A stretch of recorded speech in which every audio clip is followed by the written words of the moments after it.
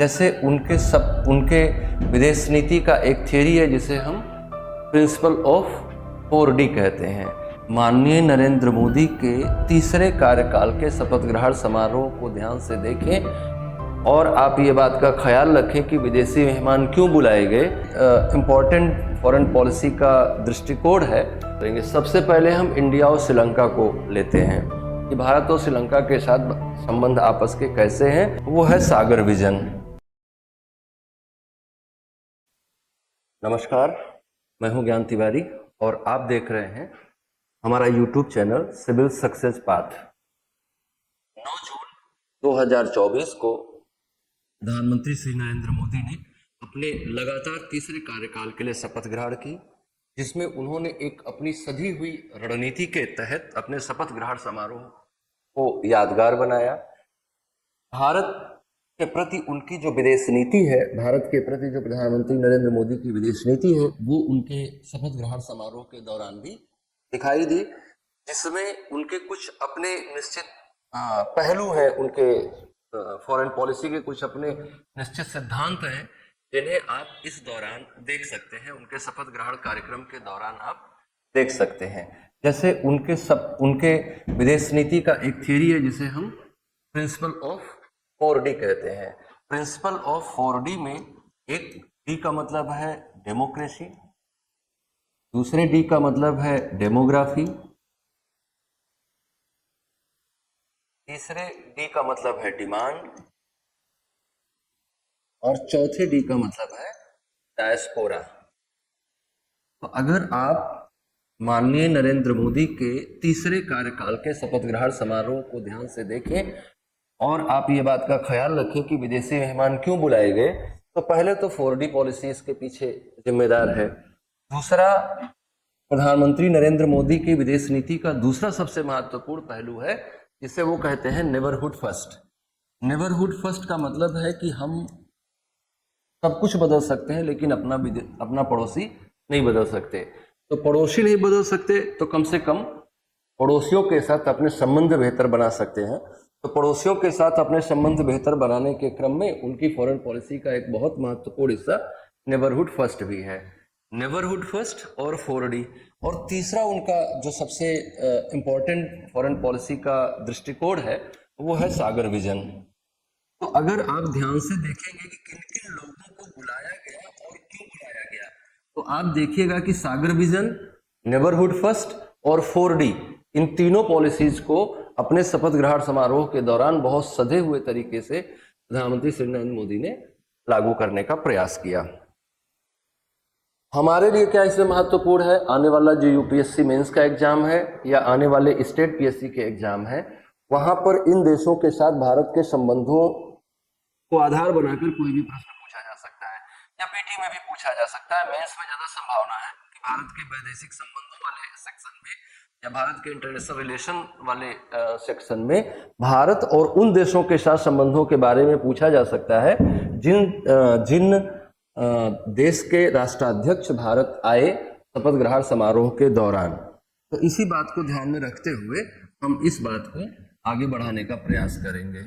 आगे आप एक एक करके हमारे साथ देखेंगे कि किसके साथ क्या रिलेशन है। हम लोग बहुत क्रमिक रूप से इसको आगे बढ़ाएंगे। जिन देशों के मेहमान, जिन देशों के राष्ट्राध्यक्ष माननीय नरेंद्र मोदी के शपथ ग्रहण समारोह में आए, उनमें से ये है और इनकी आप लोकेशन भी देखेंगे तो आपको समझ में आएगा कि ऐसा क्यों किया गया। रानिल विक्रमसिंघे राष्ट्रपति श्रीलंका, प्रविंद कुमार जगन्नाथ प्रधानमंत्री मॉरिशस, अहमद अफीफ उपराष्ट्रपति सेशल्स, मुइज्जू राष्ट्रपति मालदीव, शेख हसीना प्रधानमंत्री बांग्लादेश, पुष्प कमल दहल प्रचंड प्रधानमंत्री नेपाल, तेरिंग तोगबे प्रधानमंत्री भूटान। क्यों आए ये लोग? जरा इनकी जियोग्राफिक लोकेशन को देखेंगे तो आपको और बेहतर बात समझ में आएगी। श्रीलंका से हमने बुलाया, मतलब श्रीलंका को हमने इनवाइट किया। श्रीलंका के राष्ट्राध्यक्ष हमारे शपथ ग्रहण समारोह में आए, हमारे देश के प्रधानमंत्री के शपथ ग्रहण समारोह में आए, बांग्लादेश के अतिथि आए, भूटान के आए, नेपाल से आए, पाकिस्तान से नहीं आए, इधर यहाँ सेशल्स आएगा, यहाँ से आए, है ना। तो हम श्रीलंका, बांग्लादेश, भूटान, नेपाल इन सब देशों के राष्ट्रपतियों को हमने बुलाया। बाकी मॉरिशस भी नीचे जाएंगे तो मॉरिशस मिल जाएगा, मॉरिशस से हमने मॉरिशस को हमने इनवाइट किया। तो इन सब चीजों के पीछे क्या दृष्टिकोण है? इन सभी बातों के पीछे दृष्टिकोण ये है कि हम अपने पड़ोसियों के साथ बेहतर संबंध बना के रखें। तो वो 4D वाला भी थियरी यहाँ पे लागू हो रहा है। यहाँ पे बहुत अच्छी खासी मात्रा में डायस्पोरा भी है। इन सभी देशों में इंडियन डायस्पोरा भी ठीक ठाक मात्रा में है। ये सभी देश नेबरहुड फर्स्ट पॉलिसी के भीतर भी आते हैं। और जब आप मॉरिशस और सेशल्स को देखेंगे तो आप ये समझ पाएंगे कि इसमें सागर विजन का दृष्टिकोण भी शामिल है। तो ये बात आपको जाननी है। आगे देखते हैं, ये बात को और क्लियर करते हैं। हमने कहा कि इस पूरे सेक्शन में हम लोग क्रमिक रूप से एक एक देश के बारे में पढ़ते हुए आगे बढ़ेंगे। अलग अलग देशों के साथ हमारे किस तरह के वैदेशिक संबंध है, इसको हम पढ़ेंगे। ये वीडियो कई श्रृंखलाओं में आएगा, मतलब अलग अलग राष्ट्रों के साथ हमारे संबंध कैसे हैं, हम अलग अलग बात में डिस्कशन करेंगे, अलग अलग टॉपिक में डिस्कशन करेंगे। सबसे पहले हम इंडिया और श्रीलंका को लेते हैं कि भारत और श्रीलंका के साथ संबंध आपस के कैसे हैं और वो संबंधों की ऐतिहासिकता क्या है, उन संबंधों के समक्ष चुनौतियां क्या हैं, उन संबंधों के समक्ष जो चुनौतियां हैं उससे हम बाहर निकलने के लिए कैसे प्रयास कर रहे हैं।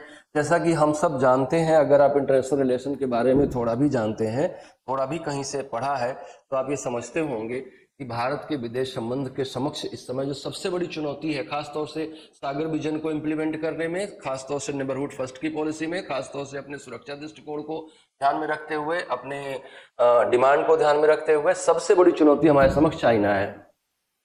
तो ये जो पॉलिसी हमने बनाई या माननीय प्रधानमंत्री जी ने इन सबको आमंत्रित किया, तो उसके पीछे कहीं ना कहीं चाइना को काउंटर करने की पॉलिसी है। हमारी फॉरेन पॉलिसी जो कि हम एशिया में संचालित करते हैं, उसका सबसे बड़ा उद्देश्य है कि हम हाउ टू काउंटर चाइना को हम कैसे संतुलित कर सके, चाइना की जो विस्तारवादी नीति है उसके साथ हम कैसे अपने आप को समायोजित कर सके। ये हमारा मूल मुद्दा है। एशियाई देशों के साथ जब हम अपने वैदेशिक संबंधों पर कोई भी दृष्टिकोण विकसित करते हैं। तो जहां तक रही बात श्रीलंका की, तो श्रीलंका के साथ तो हमारे बहुत ही हिस्टोरिकल रिलेशन है। सम्राट अशोक ने अपने पुत्र महेंद्र और पुत्री संघमित्रा को बौद्ध धर्म के प्रचार के लिए श्रीलंका भेजा, क्योंकि एक तरह से देखा जाए तो सांस्कृतिक विजय का प्रतीक है, अपनी सांस्कृतिक दास्ता का प्रतीक है। सांस्कृतिक विजय जो है वो सैन्य विजय की तुलना में बहुत गहरी होती है। जैसे अगर हम लोग अपने आप को देखें तो हम लोग सांस्कृतिक रूप से अभी भी गुलाम हैं। और सांस्कृतिक रूप से किसके गुलाम हैं? तो हम सांस्कृतिक रूप से यूरोप के गुलाम हैं। और बहुत सारे लोग अरब के गुलाम भी घूम रहे हैं चारों ओर। पूरे दुनिया में अरब के गुलामी और सांस्कृतिक दास्ता के शिकार लोग घूम रहे हैं। तो ये सारी बातें हैं, इनको आप पढ़ लीजिएगा, समझ लीजिएगा। हम लोग अगले कैसे कैसे संबंधों में उतार चढ़ाव आया। 1947 में इंडिया इंडिपेंडेंट हुआ और 1948 में श्रीलंका इंडिपेंडेंट हुआ। और भारत ने, चूंकि भारत का विदेश नीति बहुत स्पष्ट था, खासतौर से आज़ादी के बाद, और जो नॉन अलाइनमेंट का हमारा कॉन्सेप्ट था वो बहुत ही स्पष्ट था, और उस स्पष्टता के साथ हम आगे बढ़ रहे थे, जिससे जो है इस स्पष्टता के साथ हम आगे बढ़ रहे थे, जिसके कारण से 1940 से 1950 के बीच में जो देश आजाद हुए कॉलोनियल रूलिंग से, उन सभी को लेकर हमने एक बहुत बड़ा मूवमेंट खड़ा किया, जिसको हम नॉन अलाइनमेंट मूवमेंट कहते हैं, पंडित जवाहरलाल नेहरू के लीडरशिप में। तो हमने यहाँ भी democratic situation, democratic ruling, democratic system, democratic setup, इन सब को डेवलप करने में भारत ने श्रीलंका को बहुत मदद करी। लेकिन चूंकि हमने कहा कि बहुत बड़ा डायस्पोरा है यहाँ पर, तो धीरे धीरे करके तमिलनाडु के जो लोग रह रहे थे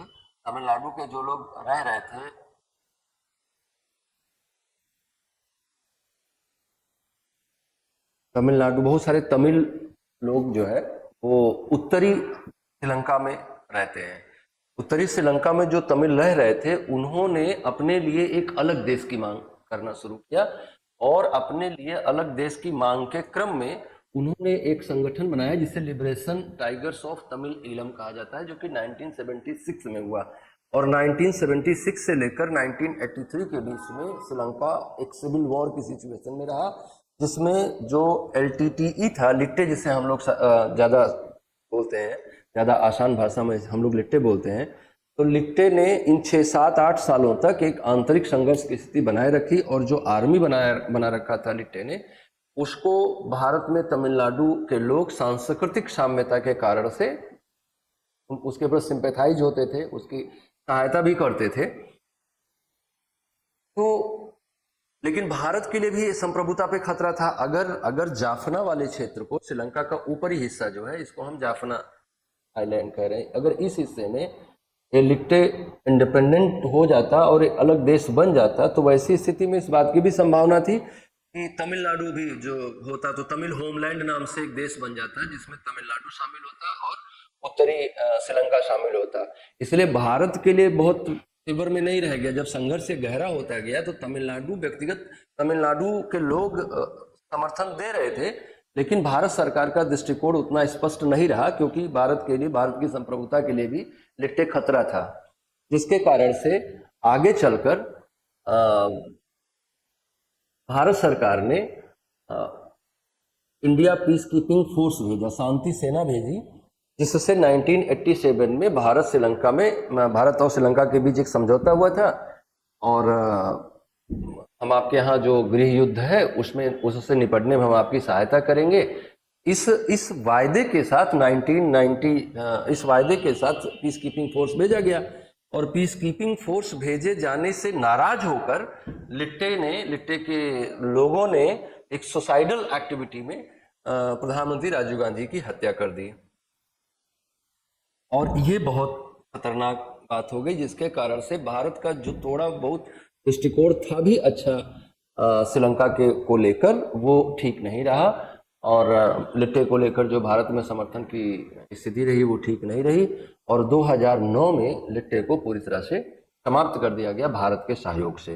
तो अगर भारत और श्रीलंका के मध्य संबंधों के इतिहास को हम देखें तो बहुत पुराना है, लगभग 2500 साल पुराना है। सम्राट अशोक के टाइम से भारत और श्रीलंका के बीच हमारे संबंध विकसित हुए, क्रमिक रूप से विकसित हुए, इनमें उतार चढ़ाव की सिचुएशन भी आई, सब कुछ चला। अब हमारे लिए बहुत महत्वपूर्ण बात यह है कि हम पता करें कि भारत के लिए श्रीलंका का क्या महत्व है। हम अपनी फॉरेन पॉलिसी डिसाइड करते हैं तो हम श्रीलंका को क्यों वैल्यू करते हैं, या आज हाल फिलहाल के जो भी हमारे फॉरेन पॉलिसी के प्रिंसिपल्स हैं उनमें श्रीलंका कैसे फिट बैठता है, या कोई भी राष्ट्र कैसे अपने फॉरेन पॉलिसी को डिटरमाइन करता है। तो कोई भी नेशन अपनी फॉरेन पॉलिसी को डिटरमाइन करते समय अपने पड़ोस के देशों के साथ एक बेहतर संबंध बनाकर रखना चाहता है। आप देखिए, अमेरिका और मैक्सिको के बीच में कोई गड़बड़ी नहीं होती, अमेरिका और कनाडा के बीच में कोई युद्ध कभी नहीं होता। इवन कि आप देखें कि अमेरिका और क्यूबा के बीच में कितनी तरह के कंफ्यूजन्स हैं, कितनी तरह के डिस्टर्बेंसेस हैं, बावजूद इसके अमेरिका दुनिया में कहीं भर भी झगड़ा हो रहा है, अगर दो देश कहीं पर भी लड़ रहे हैं तो उसमें अमेरिका का कोई ना कोई हाथ जरूर होगा। लेकिन अमेरिका ने क्यूबा पर आज तक एक मिसाइल नहीं दागा है, जबकि आप देखिए कि कैसे कैसे क्राइसिस के दौर से गुजरे दोनों के रिलेशनशिप, अमेरिका और क्यूबा के संबंध किस क्राइसिस के दौर से गुजरे।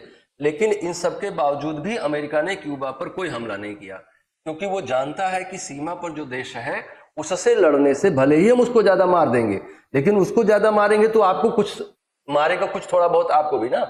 तो डायरेक्टली वो युद्ध में नहीं आना चाहता है, इनडायरेक्टली शामिल होना चाहता है। मेरा एग्जाम्पल इसलिए रखा गया कि फॉरेन पॉलिसी को डिटरमाइन करते समय सबसे पहली शर्त यह होती है कि हम पड़ोसियों के साथ मधुर संबंध बनाए रखें, जिसको ध्यान में रखते हुए नेबरहुड फर्स्ट पॉलिसी पर काम किया गया। हालांकि ऐसा नहीं समझना है कि नेबरहुड फर्स्ट पॉलिसी पे हम पहली बार काम करें। पंडित जवाहरलाल नेहरू की भी पॉलिसी में नेबरहुड फर्स्ट था, पंचशील हुआ चीन के साथ, चीन का जो एक्सपेंशनिस्ट पॉलिसी है उसको वो समझते थे, तो नेबरहुड फर्स्ट वहां भी रहा, नेपाल के साथ अच्छे संबंध रहे, भूटान के साथ अच्छे संबंध रहे, तो नेबरहुड फर्स्ट पॉलिसी ही रही वो। म्यांमार के साथ हमारे अच्छे संबंध रहे, तो नेबरहुड फर्स्ट वहां से चला आ रहा है। हमारी फॉरेन पॉलिसी में शुरू से ही नेबरहुड फर्स्ट चला आ रहा है। भारत के लिए श्रीलंका का क्या महत्व है, अगर इस बात को समझना हो तो आप इस तरह से समझ सकते हैं कि भारत के लिए श्रीलंका का महत्व बहुत अधिक है। लेकिन अगर हम इसमें से देखें कि उसको हम कैटेगराइज करें पॉइंट में, तो सबसे पहली बात है कि सामरिक स्थिति श्रीलंका की बहुत शानदार है, और अंग्रेजों के जाने के बाद जो हमको लिगेसी मिली इंडियन ओशियन पर, हिंद महासागर पर अंग्रेजों की जो दादागिरी चलती थी, अंग्रेजों का जो एक छत्र राज्य चलता था हिंद महासागर पर, वो लिगेसी हमें मिली। और हमारी फॉरेन पॉलिसी ने हमेशा ये प्रयास किया कि उस लिगेसी को हम मेंटेन कर पाएं, उस दृष्टि से हम फिर से वैसे ही इंडियन ओशियन पर राज कर सकें। और अगर हम इंडियन ओशियन में अपना प्रभाव बनाए रखना चाहते हैं तो हमारे लिए ये बहुत जरूरी है कि हम श्रीलंका के साथ अपने संबंधों को बेहतर रखें। इंडियन ओशियन में हमसे बड़ा देश कोई नहीं है, हमसे ताकतवर देश कोई नहीं है। इंडियन ओशियन में चाइना अपना एक्सेस पाने के लिए बहुत हद से बेचैन है, तो उसकी बेचैनी को ध्यान में रखते हुए हमें इंडियन ओशियन में अपने प्रभाव को बढ़ाए रखना है। और अगर आप इंडियन ओशियन पे अपने प्रभाव को बढ़ाए रखना चाहते हैं तो आपके पास यही रास्ता है कि कम से कम आप श्रीलंका के साथ बेहतर से बेहतर संबंध बनाकर चले, क्योंकि अगर श्रीलंका के साथ आपसे बेहतर संबंध चाइना के हुए, जैसा कि बीच में हुआ, कोलंबो का बंदरगाह का सौंदर्य को विकसित करने का प्रयास करना चाइना के द्वारा हम्बनटोटा बंदरगाह को विकसित करना, तो चाइना किसी न किसी तरह से इंडियन ओशियन में अपना एक्सेस चाहता है। और अगर चाइना यहाँ से इंडियन ओशियन में आता है तो वो जो है यहाँ से अगर एंटर करेगा और यहाँ पाकिस्तान के ग्वादर में आएगा, तो ग्वादर और इनके बीच अगर वो कनेक्टिविटी बनाने में सफल होता है चाइना, तो ये भारत की सामरिक स्थिति के लिए, भारत के सामरिक महत्व को बहुत बुरी तरह से प्रभावित करेगा। और चाइना जो इंडिया की सिचुएशन है और चाइना की जो सिचुएशन है, यहाँ पर भी अगर चाइना ताकतवर हुआ, और बे ऑफ बंगाल में या इधर से भी चाइना ताकतवर है ही, है ना, म्यांमार के साथ, भूटान के साथ, नेपाल के साथ आपके संबंध बेहतर नहीं चल रहे हैं, और फिर इधर पाकिस्तान से आके, और ये एक जो उसकी घेरने की नीति है भारत को, ये बहुत खतरनाक है। तो हमें इसके काउंटर के तौर पे श्रीलंका के साथ बेहतर संबंध बनाना हमारी अपरिहार्यता होनी चाहिए। तो बहुत स्ट्रैटेजिक लोकेशन पे है श्रीलंका, जिसके कारण से हम चाहते हैं, हमारा राष्ट्र चाहता है, हमारे प्रधानमंत्री चाहते हैं कि हमारा श्रीलंका के साथ बहुत बेहतर संबंध रहे। इस कारण से हमारे फॉरेन पॉलिसी के डिटर्मिनेशन में श्रीलंका का अपना एक महत्व है, जिसे हम सामरिक महत्व कह रहे हैं। इसके अलावा और भी बातें हैं जिनके कारण से हम श्रीलंका के साथ अपने संबंधों को बेहतर बनाने का प्रयास करते हैं। जैसे सैन्य महत्व है, हमारे मिलिट्री का आदान प्रदान, आना जाना, वो हो सकता है। हमारे आर्थिक संबंध है, 2020 में भारत श्रीलंका का दूसरा सबसे बड़ा व्यापारिक साझेदार था, और इन दोनों के बीच का द्विपक्षीय व्यापार लगभग $3.6 बिलियन था 2020 के डेटा के अनुसार। भू राजनीतिक महत्व है श्रीलंका का, हमने बताया, खासतौर से चाइना के कारण से। चीन की उपस्थिति अगर श्रीलंका में है और हम वहां कमजोर पड़ गए तो ये हमारे लिए, हमने समझाया आपको कि कैसे वो हमारे लिए नकारात्मक स्थिति का निर्माण करेगी। अब बात यह है कि भारत विभिन्न क्षेत्रों में श्रीलंका के साथ किस प्रकार कार्य कर रहा है, कैसे वो अपने संबंधों को और बेहतर करने के प्रयास कर रहा है। तो किसी भी राष्ट्र के साथ हम संबंधों का बेहतर संबंधों का विकास करते हैं, तो जैसे हमने आपको 4D बताया, तो 4D में क्या था? डेमोक्रेसी था, डिमांड था, डेमोग्राफी था, और डेमोक्रेसी, डिमांड, डेमोग्राफी और डायस्पोरा, इन 4D के साथ हम अपने संबंधों को निर्मित करते हैं। तो इसमें आर्थिक सहयोग कर रहे हैं हम श्रीलंका का। आर्थिक सहयोग करने से हमारे लिए एक मार्केट के तौर पर डेवलप हो सकता है, हमारी वस्तुओं के लिए एक बाजार के रूप में विकसित होगा श्रीलंका, उस तरफ हम ध्यान दे रहे हैं। भारत श्रीलंका के साथ भारत ने 2000 में एक मुक्त व्यापार समझौता किया, फ्री ट्रेड एग्रीमेंट किया, जो दोनों देशों के बीच व्यापार को बढ़ाने के लिए काम करेगा। और वो बढ़ते बढ़ते आपने देखा कि $3.6 बिलियन का व्यापार हम करने लगे हैं भारत और श्रीलंका के मध्य। हम सांस्कृतिक संबंधों को मजबूत करने का प्रयास कर रहे हैं, और 1977 में हमने सांस्कृतिक सहयोग समझौते पर हस्ताक्षर किया, जिसमें हम बौद्ध धर्म को लेकर दोनों देश बौद्ध धर्म को लेकर जो भी उसका डेवलपमेंट हो सकता है उसके लिए दोनों काम कर रहे हैं। कोलंबो में भारतीय सांस्कृतिक केंद्र की स्थापना की गई है। भारत श्रीलंका फाउंडेशन बनाया गया 1998 में। ये सारी संस्थाएं भारत और श्रीलंका के मध्य सांस्कृतिक संबंधों को मजबूत करने के प्रयास के नाम पर प्रयास कर रही हैं ताकि भारत और श्रीलंका के मध्य संबंध ज्यादा मधुर हो सके, ज्यादा बेहतर हो सके। भारत श्रीलंका को विकास में भी सहयोग दे रहा है। विकास में सहयोग के लिए भारत सरकार का जो विकास सहायता कार्यक्रम है उसका सबसे बड़ा या सबसे प्रमुख सहयोग प्राप्तकर्ता श्रीलंका है। इसमें भारतीय आवास परियोजना है जिसमें 5 लाख घर बनाए जाने थे, फिर प्रधानमंत्री जी गए थे और 1 लाख घरों को और अधिक बनाने का उन्होंने वायदा किया, तो 6 लाख घर बनाए जा रहे हैं। बिजली परियोजनाओं और उत्तर दक्षिण रेलवे विकास के लिए भारत सरकार वित्त पोषण कर रही है। भारत सरकार जो विद्युत सप्लाई है श्रीलंका की उस पर उसको संचालित करवा रही है और साथ ही उत्तर दक्षिण रेलवे के विकास के लिए भी वित्त पोषण कर रही है भारत सरकार श्रीलंका में। उच्च प्रभाव सामुदायिक विकास सेवाओं परियोजनाओं का भी विस्तार किया जा रहा है भारत के सहयोग से श्रीलंका में। तो हम उनके विकास में भी सहयोग करके अपने संबंधों को बेहतर करने का प्रयास कर रहे हैं। रक्षा और सुरक्षा सहयोग भी दोनों देशों के बीच लगातार बढ़ रहा है। वर्ष 2012 से भारत श्रीलंका रक्षा वार्ता हो रही है, हर साल लगातार भाग लेते हैं। सुरक्षा को कैसे हम अपने क्षेत्रीय सुरक्षा को कैसे सुरक्षित कर सकते हैं, इस मुद्दे पर बहुत सारी बातें होती हैं। भारत और श्रीलंका संयुक्त सैन्य अभ्यास भी करते हैं जिसका नाम मित्र शक्ति है, और नौसैनिक अभ्यास करते हैं जिसका नाम श्रीनैक्स है। तो श्रीलंका इंडिया के बीच में एक नवल एक्सरसाइज है जिसे श्रीनैक्स कहते हैं, और मित्र शक्ति जो है वो मिलिट्री एक्सरसाइज है। तो सैन्य रक्षा समझौते भी, सैन्य रक्षा सुरक्षा सहयोग भी चल रहा है। श्रीलंका में बुनियादी ढांचे के विकास पर भी भारत सरकार काम कर रही है। 2022 में भारत ने उत्तरी श्रीलंका के द्वीपों पर हाइब्रिड बिजली परियोजनाएं स्थापित करने के लिए समझौते पर हस्ताक्षर किए, जिसके बारे में हमने पीछे आपको बताया। भारत द्वारा श्रीलंका के उत्तरी सिरे पर स्थित कांके संथुराई बंदरगाह जो भारत के बहुत करीब है, उस पर भी भारत सरकार बुनियादी ढांचा विकसित करने के लिए काम कर रही है। इसके उत्तर पूर्वी तट पर त्रिंकोमाली बंदरगाह पर विभिन्न विकास परियोजनाएं प्रारंभ की गई हैं। त्रिंकोमाली पर जो परियोजना प्रारंभ की गई और जो परियोजना कांके संथुराई में की जा रही है, जिन द्वीपों बंदरगाहों को विकसित किया जा रहा है, इनका बेसिक उद्देश्य हमने आपको बताया कि चाइना की उपस्थिति को काउंटर करना है।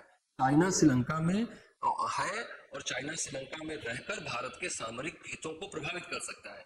इसके कारण से हम भी चाइना को काउंटर करने के लिए श्रीलंका में अपनी स्थिति को मजबूत करते हैं। तो उस प्रकरण में हम ये सारे काम कर रहे हैं, उस व्यवस्था के तहत ये सारे काम हम कर रहे हैं। बहुपक्षीय सहयोग, दोनों ही देश सार्क, बिम्स्टेक और हिंद महासागर रिम एसोसिएशन जैसे संगठनों के सदस्य हैं। सार्क तो मान लीजिए अभी उतना यूजफुल रहा नहीं, यूजफुल क्या रहा ही नहीं, समझ लीजिए खत्म हो गया। बिम्स्टेक भी अभी उसका भी अस्तित्व खत्म ही है, समझ लीजिए। ये सार्क तो ये था south Asian association for regional cooperation, तो ये था। ये सार्क भी बेसिकली बनाया इसीलिए गया था कि वो चाइना को काउंटर कर सके, या चाइना की जो एक्सपेंशनिस्ट पॉलिसी है उसके अगेंस्ट हम एशियाई देशों को एक संगठित कर सके, एशियाई देशों को, उसके लिए वो बनाया गया था।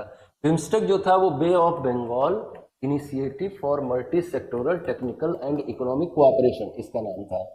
Bay of Bengal initiative for multi sectoral technical and economic cooperation. तो ये एक संस्था थी जो बे ऑफ बंगाल और उसके आसपास के देशों के साथ अपने मल्टी सेक्टोरल टेक्निकल और इकोनॉमिक कोऑपरेशन के लिए काम करती थी। अभी इनकी बैठकें नहीं हो रही हैं बहुत लंबे समय से, तो समझ लीजिए कि लगभग इनका अस्तित्व समाप्त है। हिंद महासागर रिम एसोसिएशन जो है, ये हिंद महासागर रिम एसोसिएशन है। हिंद महासागर के किनारे किनारे जो देश है उनका एक एसोसिएशन है। ये फिलहाल तो काम कर रहा है, और हिंद महासागर रिम एसोसिएशन से ही मोदी जी ने 2015 में सागर विजन लॉन्च किया, सागर विजन पर अपनी बात करी। इसके अलावा दोनों देश संयुक्त राष्ट्र, विश्व व्यापार संगठन, विश्व स्वास्थ्य संगठन, अंतर्राष्ट्रीय मुद्रा कोष, विश्व बैंक जैसे अंतर्राष्ट्रीय संगठनों का भी हिस्सा हैं। तो बायलैटरल रिलेशन और मल्टीलैटरल रिलेशन दोनों में हम श्रीलंका के साथ बेहतर काम कर रहे हैं। भारत श्रीलंका संबंधों में के समक्ष क्या क्या चुनौतियां हैं, ये हमें जानना जरूरी है। आपके एग्जाम की दृष्टिकोण से इंपॉर्टेंट बात है। तो सबसे पहला तो बात यह है कि चीन की बढ़ती हुई मौजूदगी के कारण सामरिक मुद्दे खड़े हो जाते हैं। है ना। चीन की उपस्थिति अपने आप में भारत के लिए चिंता का विषय है। तो सबसे पहले वैसे तो भारत और श्रीलंका के संबंध आमतौर पर अच्छे हैं, ऐसा कभी दोनों देशों के बीच ना तो किसी बाउंड्री को लेकर कोई डिस्प्यूट खड़ा हुआ, ना कभी वॉर लाइक सिचुएशन बना, और जब भी जरूरत पड़ी तो श्रीलंका के साथ भारत हमेशा खड़ा रहा उनके आर्थिक सहयोग के लिए। हमारे उनके साथ सांस्कृतिक संपर्क है, हमारा उनके साथ जो है बहुत सारे गहरे संबंध हैं, तमिलों के कारण से आवागमन के संबंध हैं, शादी ब्याह के भी संबंध हैं। तो भारत श्रीलंका के बीच हमारी स्थिति हमेशा अच्छी रही, पर जो समस्याएं हैं मौजूद हैं, जो अभी फिलहाल चैलेंजेज हैं दोनों देशों के बीच में विश्वास बहाली को लेकर, वो क्या क्या है। तो पहली समस्या तो यह है कि चीन की बढ़ती हुई मौजूदगी भारत के लिए चिंता का विषय है, भारत के सामरिक हितों को प्रभावित कर रही है। समुद्री रेशम मार्ग के तहत चीन कोलंबो और हम्बनटोटा बंदरगाहों का निर्माण कर रहा है। जो मैरीटाइम सिल्क रूट बना रहा है चाइना, वो हमारे लिए चिंता का विषय है। इसके अलावा चीन ने श्रीलंका को एकमात्र उपग्रह ऑपरेटर सुप्रीम सैट के साथ उपग्रह प्रक्षेपण गतिविधियों में भी सहयोग किया है। ये दोनों बातें क्या कर रही हैं? ये दोनों बातें दिखा रही हैं कि चाइना जो है लगातार श्रीलंका में अपना हस्तक्षेप बढ़ा रहा है, और चाइना अगर अपना हस्तक्षेप बढ़ा रहा है तो ये हमारे लिए चिंता का विषय है। मेरीटाइम देखिए, दो सिल्क रूट डेवलप हो रहे हैं चाइना के द्वारा। एक सिल्क रूट है, ये ग्रीन कलर से दिखाया गया है, ये जमीन पर काम करेगा, और ये चाइना के साथ फिर ये तुर्की, जर्मनी और यूरोप तक जाएगा, रूस तक जाएगा। उसके कई सारे ब्रांचेज अलग अलग जगहों पर टूटेंगी। वो हमारे लिए तो हम उसके बारे में पहले से चिंता कर रहे हैं, उसके बारे में पहले से हम सोच रहे हैं, और वो ठीक है। लेकिन जब हम श्रीलंका के संबंधों की बात करेंगे कि श्रीलंका के साथ भारत के संबंधों को कैसे हम परिभाषित करते हैं, या भारत के साथ श्रीलंका के संबंधों में एमएसआर का क्या रोल है, मैरीटाइम सिल्क रूट का क्या रोल है, या एमएसआर कैसे भारत को मजबूर कर रहा है कि वो श्रीलंका के साथ अपने संबंधों को बेहतर बनाए। तो मैरीटाइम सिल्क रूट में कोलंबो से कोलकाता से होके इधर सिंगापुर आएगा, और ये सबसे खतरनाक ये वाला रूट है। इस पर हम कतई नहीं चाहते हैं कि चाइना आए, और अगर वो मैरीटाइम सिल्क रूट को डेवलप करने में हम्बनटोटा और कोलंबो को यूज करता है, और यहाँ से हिंद महासागर से ग्वादर बंदरगाह में अपना एक्सेस बढ़ाता है, ग्वादर बंदरगाह जो कि पाकिस्तान के कंट्रोल में है, पाकिस्तान के क्षेत्र में है, और कोलंबो बंदरगाह से अगर वो ग्वादर तक अपना एक्सेस पा लेगा, तो ये हमारे लिए सामरिक दृष्टिकोण से बहुत खराब सिचुएशन होगी। और इंडियन ओशियन में जो हमारी अपनी लिगेसी है, हमारा अपना जो परंपरागत रूप से अधिकार रहा है हिंद महासागर पर, वो हमारा कंप्रोमाइज होगा, वो ठीक नहीं होगा हमारे लिए। तो ये हम बताना चाह रहे थे कि जो मैरीटाइम सिल्क रूट है, वो भारत और श्रीलंका के संबंधों में चीन की दखलंदाजी को बढ़ाता है। तो चीन की दखलंदाजी हमारे लिए अपने आप में एक इम्पोर्टेंट बात है। दूसरी समस्या, दूसरा चैलेंज हमारे सामने भारत और श्रीलंका के मध्य संबंधों का यह है कि मछुआरों की समस्या है, मछुआरों को बीच में पकड़ लिए जाने की समस्या है। तो श्रीलंका ने पाक जलडमरू मध्य के पास अपने क्षेत्रीय जल में भारतीय मछुआरों द्वारा अवैध रूप से मछली पकड़ने के बारे में लंबे समय से चिंता व्यक्त करी है। बहुत बार ऐसा हुआ कि उनको पकड़ लिया जाता है, उनको बंदी बना लिया जाता है, और अवैध मत्स्य का बहुत बड़ा अड्डा है वो। तो वो हमारे लिए एक चिंता का विषय है। अंतर्राष्ट्रीय समुद्री सीमा रेखा पार करने के लिए भारतीय मछुआरों को नियमित रूप से गिरफ्तारी होती रहती है। तो उस पर वो एक हमारे लिए चैलेंज है हमारे और श्रीलंका के मध्य संबंधों को लेकर, कि हम उनको कैसे एक बेहतर रास्ता निकालें, कुछ ऐसा तरीका निकालें जिससे कि ये घटना कम से कम हो। तो ये वो जगह है, ये वो हिस्सा है पाक की खाड़ी जहाँ पर ये समस्या होती है। मछुआरे जो है, ये जो डॉटेड पॉइंट है, यही है IMBL, भारत और श्रीलंका के बीच में। लेकिन उसको हम बहुत कड़ाई से, पानी में ऐसा कुछ तरीका तो अपना नहीं सकते, तो बहुत कड़ाई से इसको हम लागू नहीं कर पा रहे हैं।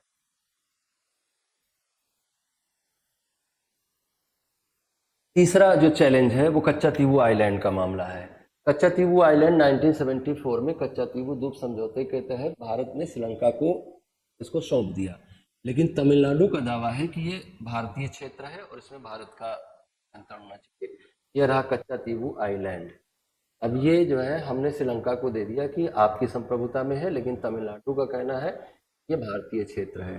अब वो चूंकि तमिलनाडु के लोगों को इस हिस्से से लेकर इस हिस्से के बीच में जो तमिल जनसंख्या का ज़्यादा होना है, वो एक बहुत बड़ा कारण है कच्चा तीवू के विवाद का। श्रीलंका को हमने दे दिया, लेकिन वो चाहता है कि हमको मिल जाए, है ना। तमिल हितों से जुड़े हुए मुद्दे भी भारत और श्रीलंका के मध्य संबंधों के समक्ष एक चुनौती हैं। भारत को उम्मीद है कि समानता, न्याय, शांति और सम्मान के लिए तमिल लोगों की उम्मीदें पूरी होंगी और 13वें संशोधन के अनुसार शक्तियों का हस्तांतरण आगे बढ़ाया जाएगा। हालांकि कोलंबो ने इस बारे में कोई प्रतिबद्धता अपनी अभी तक स्पष्ट नहीं की है कि वो ऐसा करेंगे। अगर वो ऐसा करते तो ये पूरा तमिल होमलैंड आप कह सकते हैं, सॉरी, कि आप तमिल होमलैंड कह सकते हैं, ये पूरा तमिल होमलैंड बने। तो भारत सरकार जैसे जो लिट्टे के प्रति भारत सरकार की नीति थी, जैसे शुरुआत में आपने देखा कि लिट्टे के प्रति भारत सरकार की नीति थोड़ा सहिष्णुता वाली थी, थोड़ा कर्टसी का भाव कहीं ना कहीं बना रहता था, लेकिन ये भारत की अखंडता के लिए खराब हो जाता है, भारत की संप्रभुता के लिए गलत हो जाता है। अगर यहाँ पर एक तमिललैंड डेवलप होता, यहाँ पर तमिललैंड डेवलप होता, तो इस बात की पूरी संभावना थी कि ये तमिल भी उनके साथ मिलकर और देश की अखंडता को नुकसान पहुंचा सकते हैं। तो ये जरूरी था कि उस पर कोई एक समाधान निकाला जाए।